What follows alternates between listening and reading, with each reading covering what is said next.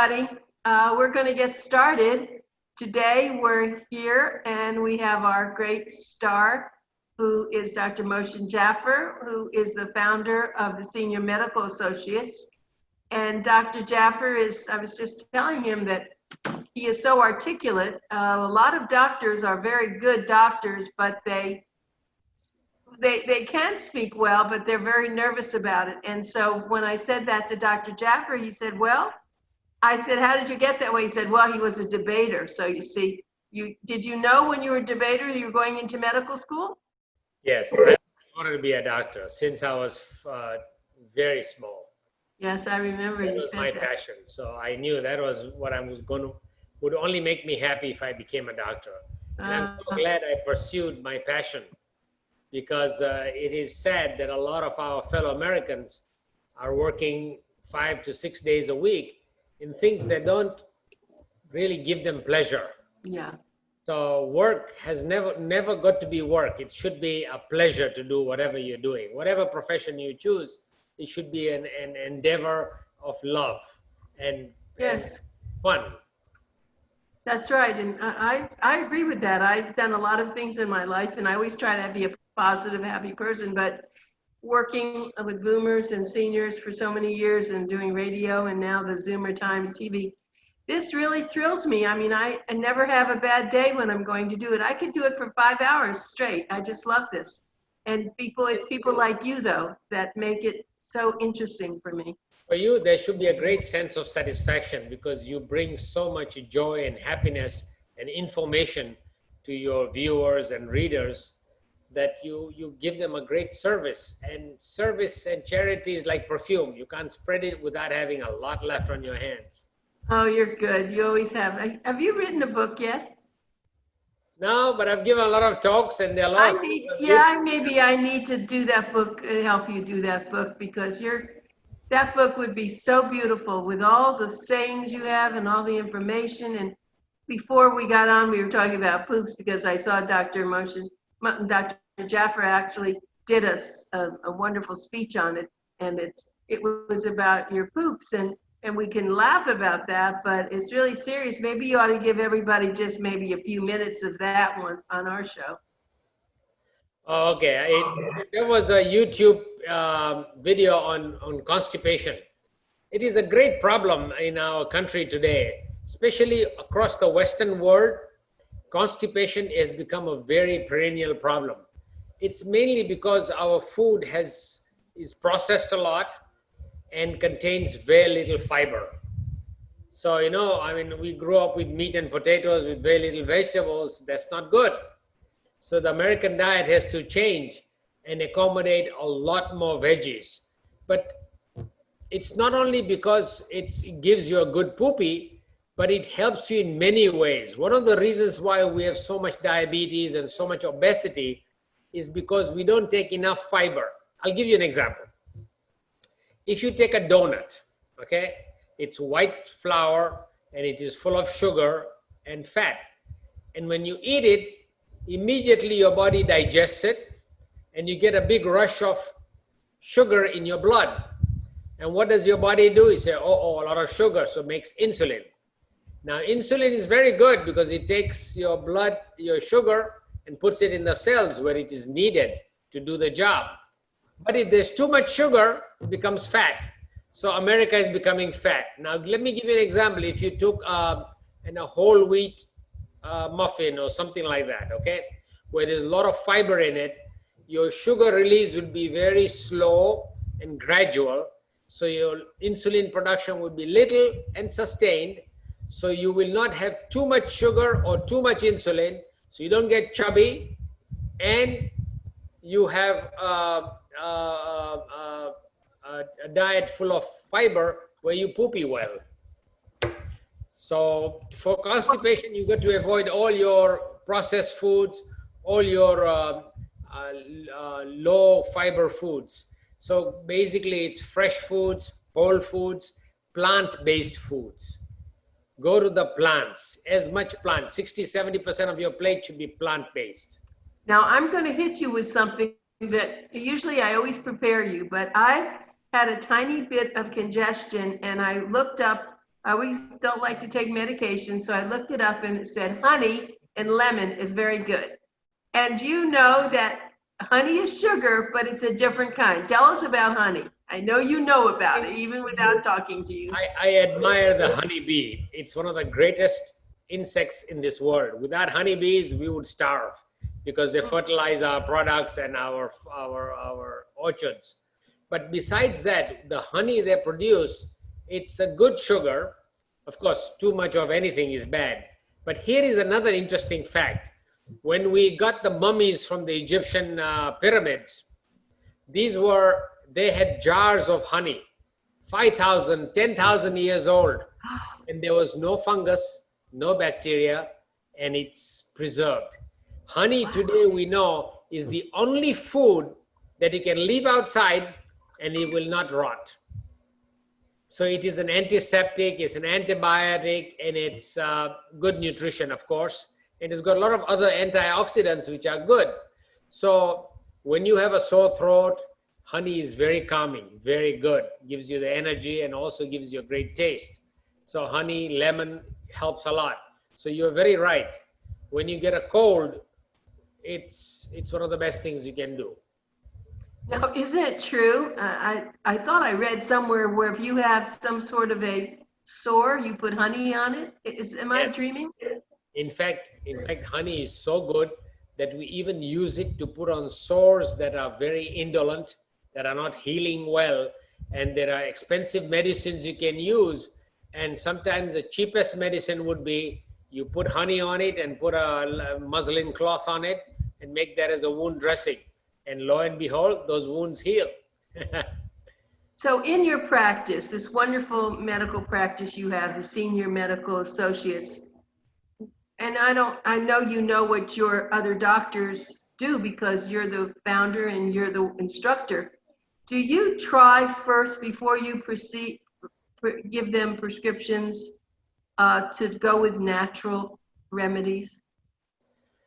I tell this to my patients, and all our doctors do that medicine is a poison. But when needed, it's a right poison.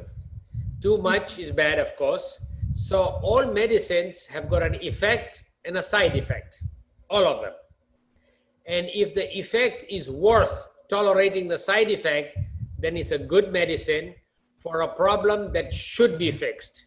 So a lot of us in the medical field are very quick to give antibiotics, for example.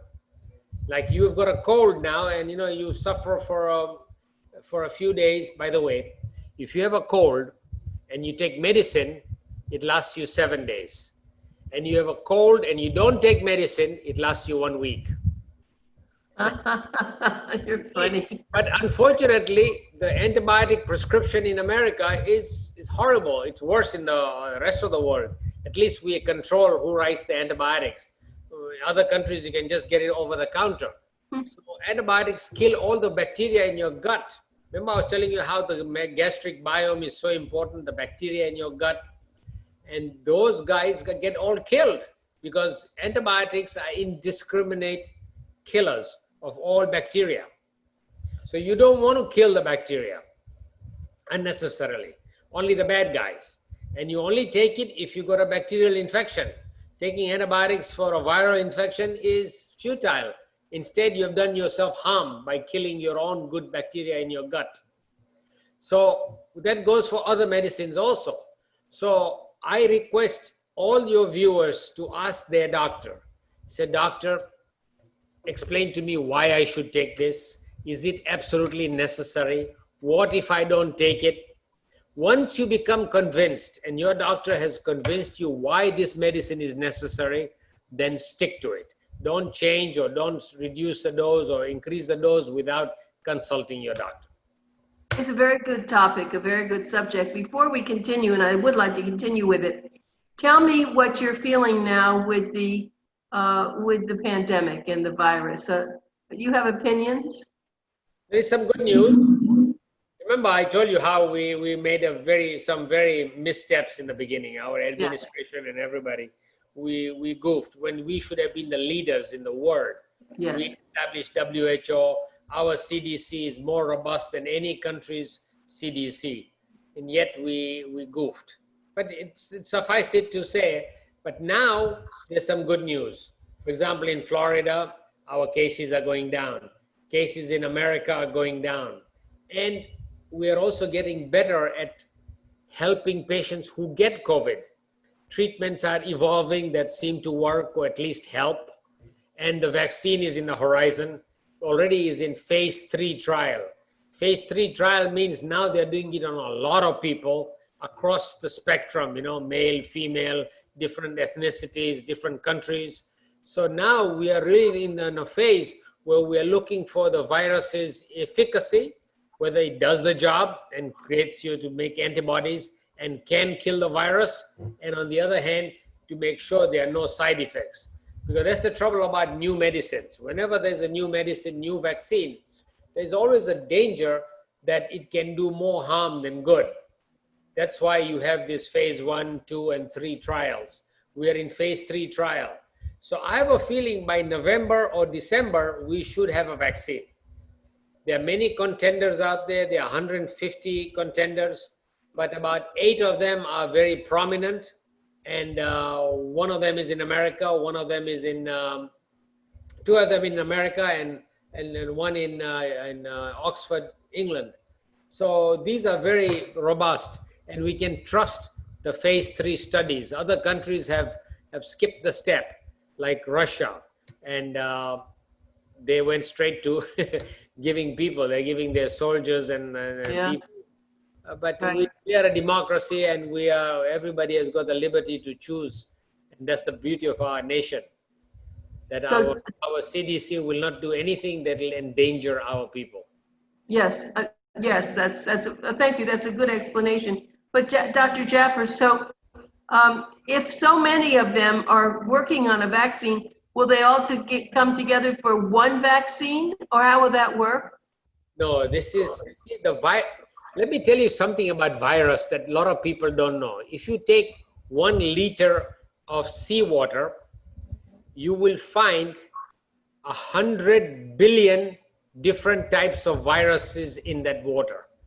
Huh? If you take 1 kilo of sand, dried sand, there are 10 times more, 1 trillion viruses.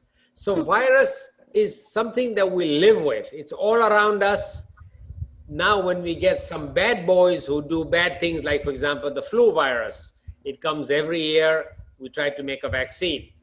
So we are trying to now make a vaccine for COVID because it's a bad boy. It was in the animals before. Human beings didn't know how to handle it. Our system doesn't know how to handle it. So, if there are so many viruses around us, we know how to handle them. The viri, how to handle them. Our body handles them all the time.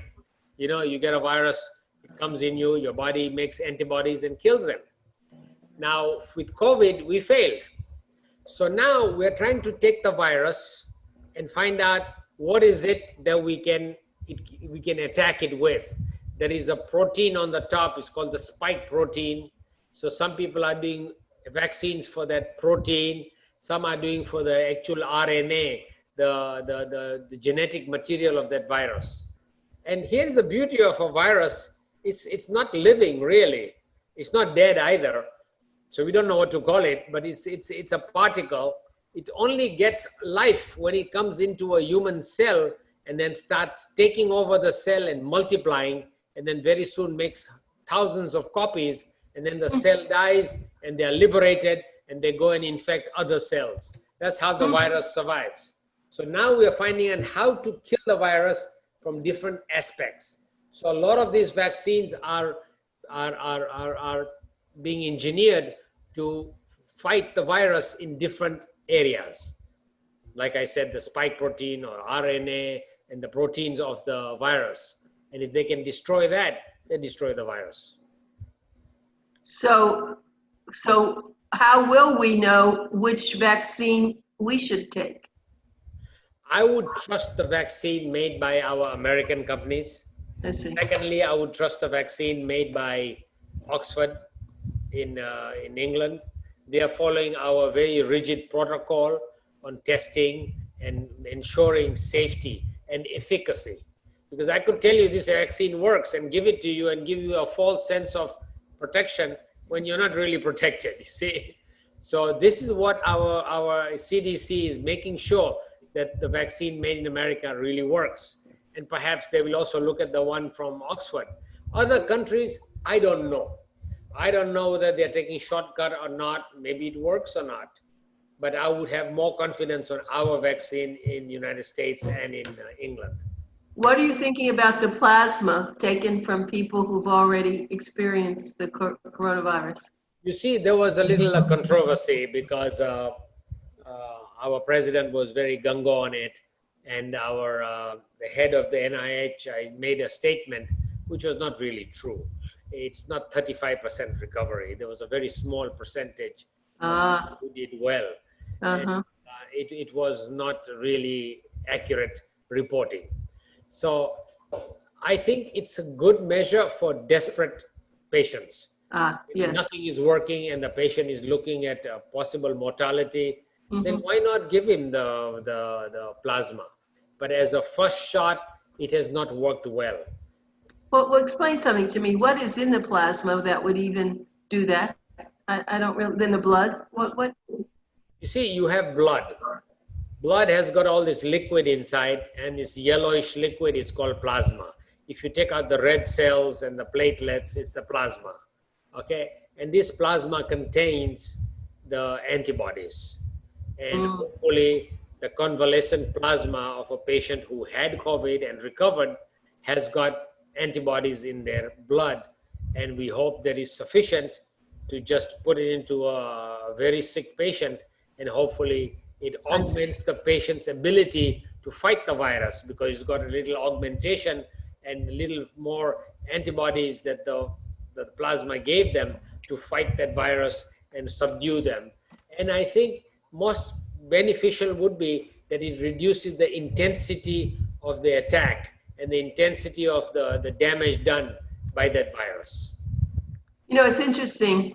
When I first started off, I'm never afraid to ask you anything. Now, I wouldn't do this with every physician because I like to protect them. I don't want them to say, well, I don't know that. But there's something about you that I never worry about that. So thank you. I'm glad. I look forward to talking to you because I always get to ask you what I'm feeling. So let me tell everybody again, this charming gentleman who is, of course, a famous doctor now. He's Dr. Mohsin, and I'm sorry, is it Mohsin? I always say Mohsin. It's Mohsin. Dr. Mohsin? Yeah, Mohsin. Right, Mohsin. Mohsin, yeah, Mohsin. Mohsin Jaffer, right? Yes. I'm pronouncing Mohsin. That's okay.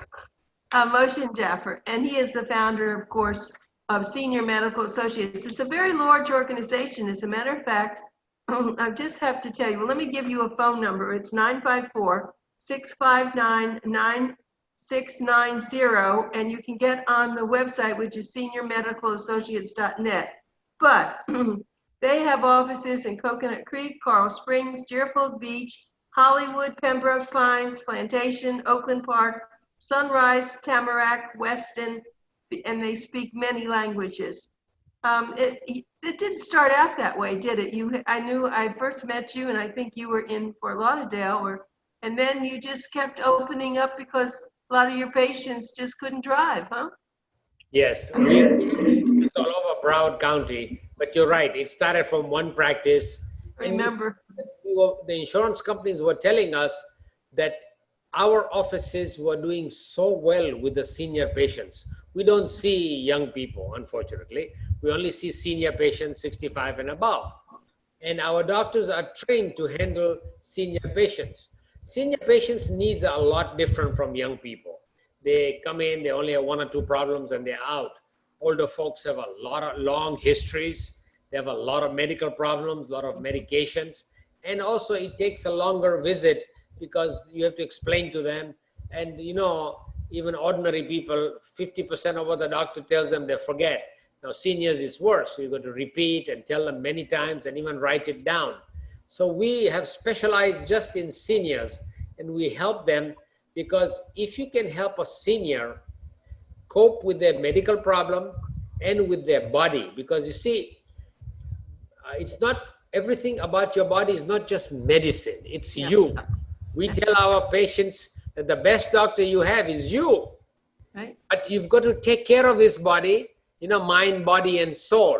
Right. And how you feed yourself, how you exercise, how you handle your body, and how you handle your problems. And that, I think, is the great crux of our practice. And our doctors and our staff are well tuned to handling seniors and helping them. And with the help of all the insurance companies telling us we're doing such a good job, so we got more and more doctors who are interested just in geriatrics to come aboard and be part of our team. And we are very proud of our doctors and our staff, because they've learned one thing. Every staff member of ours is like the long lost daughter or son of the patient. They feel comfortable and they relate.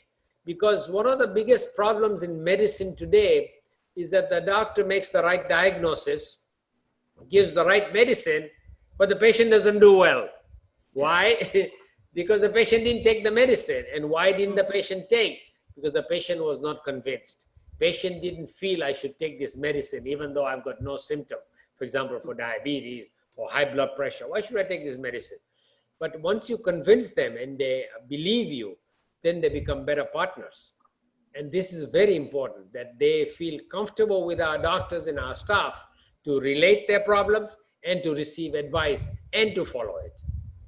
Dr. Jaffer, I call it sensitivity. You see, I used to do sensitivity training for a lot of medical practices, and that's what you're talking about. A person comes in, yes, they're sick, they need you, or they're not sick. It's the sharing, it's the being there, it's the caring. We have this whole saying about there are some doctors that don't have bedside manner, but some people say, well, they're such a good doctor, it doesn't matter. I don't agree. I think that and some people, I guess doctors just, that's their personality, and they've never taken courses and they've never maybe dealt with their own internal problems. But I think a doctor, the holding of the hand, or whether they can do that now or not, but they do need to see that person much more than a patient, and that's what you do.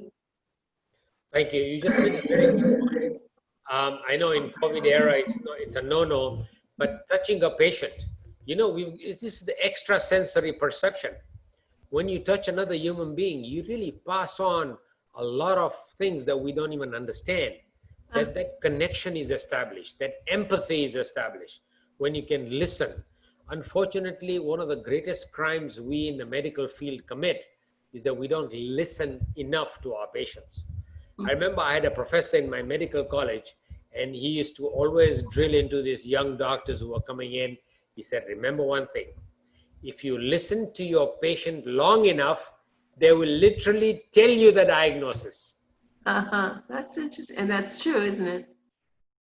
Well, of course, yes, but you have to also be aware of it. And the other thing is, of course, you've been practicing medicine a long time, much longer than well, now we have the internet. And anyone can get on the internet and find why they're sick or what's their problem. Now, I think that that's okay. It makes them more enlightened, but I think they ought to take all that to their doctor and discuss it, don't you? Yeah, you're right. I've practiced medicine for 41 years, but I've seen a great transition. The doctor used to be, I tell you, just do what I tell you, and that's it. No questions, no discussion. And we have evolved from that holier than thou attitude to a partnership attitude, where a doctor is a partner. In fact, we tell our patients, you're the captain of the ship and you own the ship, but you need a navigator. Come aboard and be your navigator. Oh, that's great. So there is a partnership between the patient and the doctor and the staff of the office. And the premise of this partnership is that we will help you to do the best you can with your life and your medical conditions and prevail as best as possible. Because, we have got few options as we get 65 and above to be very healthy and die with our boots on, or go into a wheelchair, nursing home, die, very sick. Of course, nobody wants that option. People want to be healthy. So if you want to be healthy, you need to be a partner with your doctor. You got to take charge of your health. You must know what medicines you're taking and why you're taking them, and be a very interactive partner with your doctor. And the doctor should welcome it. Now, I know the internet has really blossomed, and people can go to Google Doctor and go to all sorts of medical sites. And there is a lot of hocus pocus also there. So I would tell all your your listeners and viewers to be very, very careful of what they hear and what they read and what they see on TV, because there's a lot, people have got agendas, people want to sell you things, and there's a lot of hocus pocus out there. So be careful. If you want to adopt a new treatment, a new modus operandi of your medicines or your treatment of your disease, talk to your doctor. They will tell you what's good and bad. You know, I'm glad you said that, because remember we started out the show and I was telling you about the honey and the lemon. Now, when I first went to the pulmonologist to tell him I thought I had a little congestion, they wanted to know if I was going to take some medication. I said, I really don't want to do it, but I had looked up the honey. They never mentioned the honey and the lemon, but I had already looked up, what should I do for mild congestion? That's where I found it. When I said it to them, they said, oh, it's a very good thing. Yes, you should. Now, you see, that's an example where I did bring some information to them. I had hoped that they would have maybe said that to me, but I'm very good on going to the internet, but I am very careful, as you said. I want to know if they say this, well, what about it? I have to ask everything. And as long as you do no harm, right? Isn't that something that you, as doctors? You made a very good point, Anita, and I think this is very important take-home message. All your viewers should be very candid with their doctors. You must tell your doctors all the over-the-counter medicines you're taking, because the patients have no idea the implications of what they are taking over-the-counter on their present medications or their present medical condition. So it's very important that your doctor is aware of all the things you're taking. So I'll go one step further. Every time a senior or anybody goes to their doctor should take all their medicines, prescribed and over the counter, with you. Take your whole bag with you. Let the doctor's office review it. You'd be surprised how many times we find there are such contradictory things that you shouldn't be taking. And this is about your life. So why would you endanger it? Take it to your doctor, let him or her see it, and be your partner. You don't have to hide from your doctor. So how can doctors, you're so busy, how can you know about all the supplements and if they're good or not? How is that possible? You see, in the olden days, the olden days, okay. I used to have extra pockets because I wanted to keep different reference books, okay? But now with this one little phone, I can look up anything. Right. Seconds, I will get my answer. And also, let's say my patient is taking a medication. I want to know if this is a drug interaction or not. Immediately, I will know. So life has become a lot easier. Today, a doctor can easily know whether this medicine has an interaction with the current medicines or is bad for the diseases that they have. So there is a lot of convenience now with modern medicine and the internet. Right. Yeah. Well, and you know, there's so many people who of course want to lose weight, and they're always looking for pills to do that too. And I know we're just about out of time, but it's such a pleasure to talk with you. I can never get enough of you, unfortunately.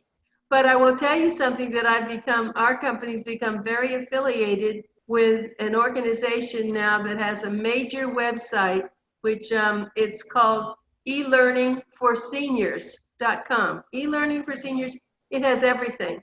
And we will be it has our magazine on there also, which is rare. And also they will be putting a lot of these, the ZOOMERTIMES TV shows. And I'm going to talk to you about it because they sell subscriptions, and that's what's going to happen. I maybe send something to you so you can see elearningforseniors.com, because it's going to be wonderful, and I'd very much like you to be involved and to share a lot of your knowledge and what you think of it. So we'll talk further about that.